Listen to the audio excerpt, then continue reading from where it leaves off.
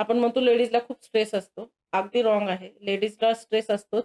सगळ्यात जास्त दुःखी पुरुष मंडळी आहे आत्ताच्या समाजात. म्हणजे त्यांना कुठे व्यक्तही होता येत नाही हां. आणि आपलं दुःख सांगणं हे त्यांच्या रक्तातच नसतं. सो त्याचा त्यांना एवढा आतल्या आत त्रास होतोय, की आता सगळ्यात जास्त हार्ट अटॅकचं प्रमाण वाढलं आहे. हां. डिप्रेशनचं प्रमाण वाढलं आहे. खूप त्रास असतो, खूप ताण असतो बाहेर पुरुषाला. तर प्रत्येक स्त्रीचं हे काम आहे. ठीक आहे, आपल्यात वाद होणार, भांडणं होणार. ते नैसर्गिक आहे. आपण हां. जर नवरा-बायको आहोत, आपण एका छताखाली राहतोय, तर आपल्यात वाद होणार, भांडणं होणार. सो पहिल्यांदा तुमच्या विचारांमधली तफावत मोडून काढणं. हां. एकमेकांना तुम्ही जसं सुरुवातीला आपलं लग्न झाल्याबरोबर आपण अगदी सुंदर राहतात हं, हं. स्त्रिया. पुरुष मंडळी पण स्वतःला मेंटेन ठेवतात, मेंटेन. फिट ठेवतात. बायकोने सांगितलं आज मूव्ही बघायची आहे आणि बाहेरच जेवायचंय, जेवायला जायचं. बायकोने सांगितलं आज लवकर घरी या, आपण गेलं पाहिजे. 2च वर्षात सगळं गळून पडतं. मग जबाबदाऱ्या दिसतात. त्यांना असं वाटतं, की नवरा बदललाय किंवा नवऱ्याला असं वाटतं, की बायको बदलली. मग चिड होतात.